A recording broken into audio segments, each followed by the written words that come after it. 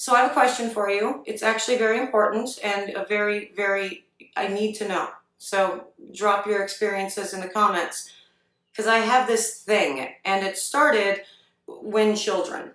And that thing is called my pillows never have cases on them. Like I put the pillows in the case and they're tight cases. So it's not like a too big for the pillow. You get it. And within like a day, all of their pillows no longer have cases on them. And then when they come snuggle with us at night, before too long, none of our pillows have cases on them. It's like a 2-day, 3-day process to remove all pillowcases from their pillows. And I think they do it while they're sleeping. And I don't understand how one manages that. So if you guys have any experience with that, let me know. Because I'm starting to, I don't know, think that gremlins come out at night just to pull the pillowcases off to be funny. We're not making a pillow soap or a spritzer for the bed sheets or, anything like that today. We're making something even cooler, I think, and it's a recipe day, and I will tell you what that very cool recipe day thing is in just a minute. But before I do, hello, I am Mrs. Soap and Clay. Let's make stuff.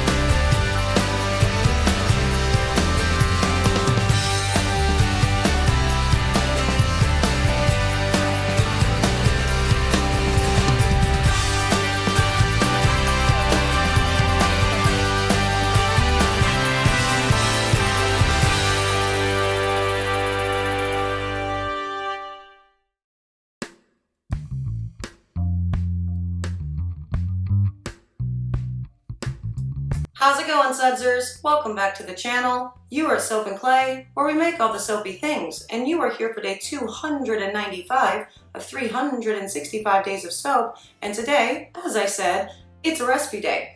And we are doing a Sudser request recipe, and that recipe is called Glycerin Soap, Clear Melt and Pour Soap from Scratch, which is easy enough. But here's the thing, people don't really ever talk about the why behind. It's like this weird mystical thing. They don't talk about the why behind, the formulation for clear melt and pour soap ever. And so we're going to talk about that. And I think we're going to do at least 2 recipes in the week, if not 3, to show you the differences between the stuff that you can add.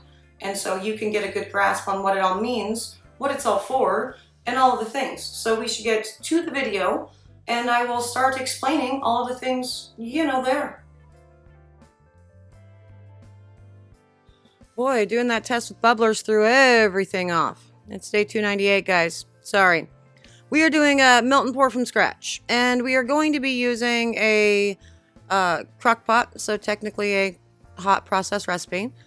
And here's what we are doing. 30% stearic acid, 60% coconut oil, 10% castor. And once you have that total amount, what you're then going to do is do 2 times that in a sugar solution, 2 times that in a glycerin, and 1 times that, so equal that, in an alcohol. Now, we actually do have a lot of time to talk about this recipe.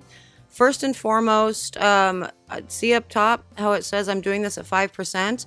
In general, I don't recommend doing a melt and pour soap recipe with a super fat because it can cloud the actual, soap. And so really what you're looking for when you're formulating a recipe is going to be, no cloudy oils. Unsaponifiables can also cloud your oils, so pay attention to that. And also a lot of hard oils because you're putting a crap ton of liquid in, as you can see. Now also a lot of people have concerns about the 0% super fat because, well, isn't that going to then be drying? No, because you're adding so much glycerin. And I also know that you're also adding a lot of alcohol. So it kind of seems like it might be a wash. And if you choose the wrong oils, then it super can be a wash. Now, I will, when we're mixing this, explain and tell you what my actual recipe is for melt and pour. This is something that I wanted to do with you to sort of show you the process, how it can be changed, and kind of the consequences behind a lot of it. So the sugar was melted down into the water. So in order to create your sugar solution, what you do is you put in the amount of sugar. So in this particular recipe, it was a 5-ounce batch, right, of your oils. So 10 ounces of sugar plus 5 ounces of water. And then you heat it, you dissolve the crystals. So you heat it up. Got to be careful with that though, because if you overheat it, you're going to end up with scorched sugar, which is going to change the color of your, soap. Now, one of the reasons why I am doing such a teeny tiny batch is A, it's not that teeny tiny when it's all said and done, but 2, I couldn't find my big crock. And then I did, and I dropped the crock and it broke. And so all I have is this little teeny tiny nothing crock pot. And this is all that's going to end up fitting when it's all said and done in this is a very small batch. So rip crock. I'm very sad about that, but I am going to turn this up and heat all these oils. And because, such a small crock, I actually forgot about it and I way overheated these oils. That is another thing you really need to keep in mind when you are making a clear melt and pour soap base. If you overheat them, even if you have not overheated your sugar and burned your sugar, just the nature of this being that hot, you're going to start burning your sugar solution. Now, once that sugar solution has been dissolved, you are then going to want to measure out the actual amount that you need. So just that full 10 ounces, right? In this case. So 2 times your total oil. And because there's going to be extra. And as you can see, that sugar, it was not burned. It was completely fine. But because I am doing this with such a hot recipe, like it's 278 degrees. Is that what that said? My sugars are burning right now. Also, you don't have to put your sugar in this stage. I usually opt to put the sugar in after we've actually mixed everything up. We've put the lye in, we've hit our emulsion, we have all of, the soap going on. I usually prefer to put it in with the alcohol and the glycerin in the final mix stage. But, also showing you kind of common mistakes with all of this. The biggest reason why you don't want to put sugar in right away is because, again, if your oils are too hot, you can scorch your sugar and you're very unlikely to get a actual clear, soap base. Now, for this particular test, I am also using an alcohol that I normally don't use. So when you are looking at your solvents, the solvents are really what make this, period. It's what's going to dissolve your soap and actually create a nice remeltable, kind of pliable soap. And so it's generally a good idea to use either isopropyl alcohol or ethyl alcohol. Now, isopropyl alcohol is, like our rubbing alcohols, and you should use it in as high of a concentration as you can find it. So I'm using one that says 91%. There's that. Great. And for the ethyl alcohols, same thing, as high of a percentage of alcohol as you can find. And an ethyl alcohol is going to be, as an example, Everclear would be a really good alcohol to use. And that's normally what I do use. And so while we are mixing this, just for funsies, I'm going to give you a recipe that I actually use. My clear melt and pour base. You ready? So it is 65% coconut oil, 35% stearic acid. I do not put castor oil into my batch, and it has a 0 superfat with still the 2 times of your sugar solution, the 2 times of your glycerin, and the 1 time of your alcohol. And then I, use Everclear for that. I don't tend to use isopropyl alcohol for this because I like what Everclear does more. And so, as an example, with this same recipe, what you would be looking at would be 3.25 ounces of coconut oil, 1.75 ounces of stearic, and then at a 0 superfat, that's 1.9 ounces of water in your lye solution and 0.84 ounces of lye.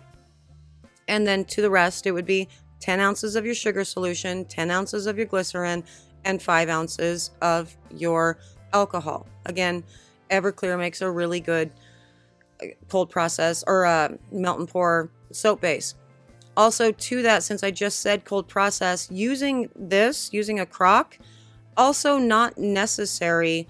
You don't have to use it with something like this. What you do just need to make sure that you accomplish is heating your oils much higher than you're usually used to. So we're talking 200 degrees. The crock pot isn't necessary.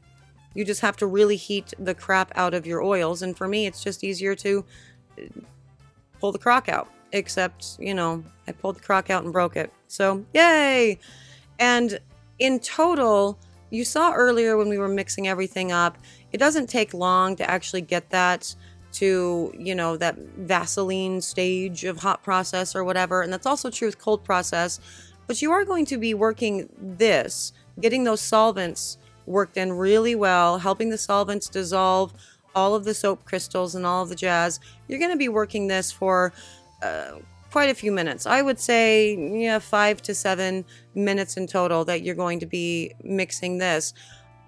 Unfortunately, also, if you are too heavy-handed with the stir stick, do you see all the bubbles that are doing their thing there?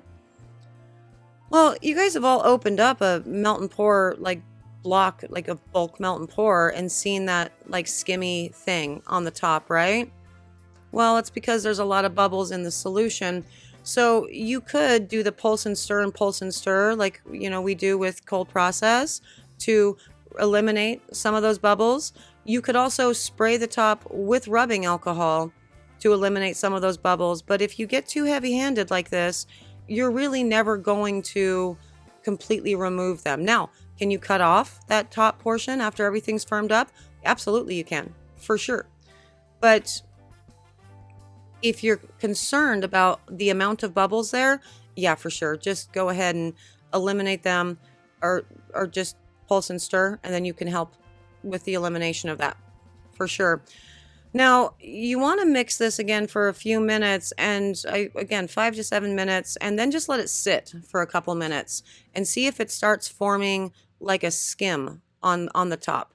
And if it does, like that right there, that means that you are good to go and you can pour. But you see, me being heavy-handed with that stick blender, yeah, created a lot of bubbles. I'm just going to go ahead and mix those in. The problem with mixing them in like that at this stage is I might end up with a cloudy end product. And also, just looking at the color of this right now, you can already kind of tell it's going to be a cloudier product than, what a crystal clear soap base would be. Probably because of the scorched sugar, because this was a very high heat. But at any rate, you are then ready to pour it and let it set up. And, now we can go test this and see what this all is. Okay, and day 2 and on to the cut. And as you can see, we definitely have a skim on top. And like I said, you see it in all blocks of melt and pour, really, so it's not the end of the world. But look how yellow that is. That definitely has some yellowing, and I think it's a twofer. Well, threefer, really.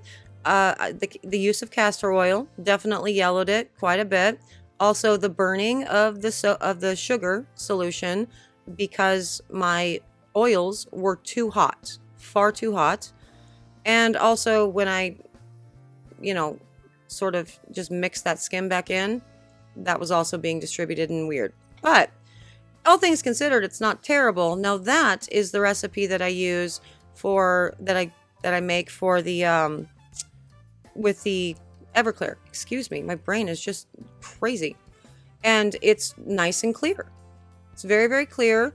I did not overheat my oils, and it is clear, really. With this one, not really clear. It's also not a deal breaker, though. That's easy enough to remove in a clear soap with, you know, bluing or whatever to clear up a cloudy soap base.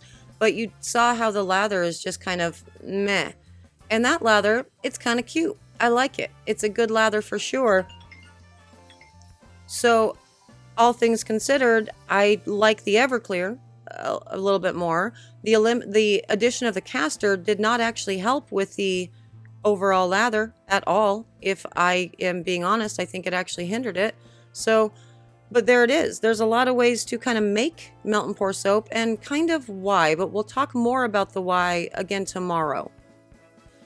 And there it is, the first of at least one more, if not two more, recipes for melt and pour glycerin soap. And as you can see, lather's super scant, and so I don't like that. But one of the things we talked about in the video, and I should mention again here, is that just like with hot process soap, while it's technically safe, and cold process to that, it's technically safe to use immediately or up to, you know, 24, 48 hours from when you poured it, the cure time and the losing of the water weight does actually create a better lather in a lot of circumstances. And that also includes melt and pour.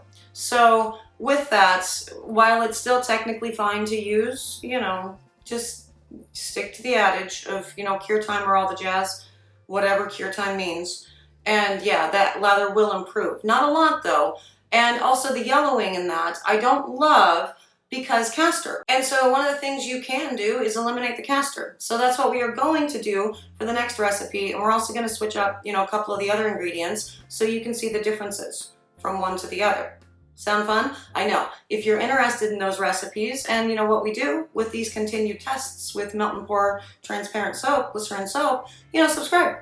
That would be cool. For those of you who have subscribed, hey Sudsers, you're cool. Thank you so much for existing. Thank you for being you. Thank you for being here. Thank you for all of the things. I appreciate you so much. And I am going to go. And, you know, since all the pillowcases are off my pillows, it's probably time to wash them. So, yay, maybe they're just helping me. But I will see you guys all again tomorrow for another round of soapy fun. Bye.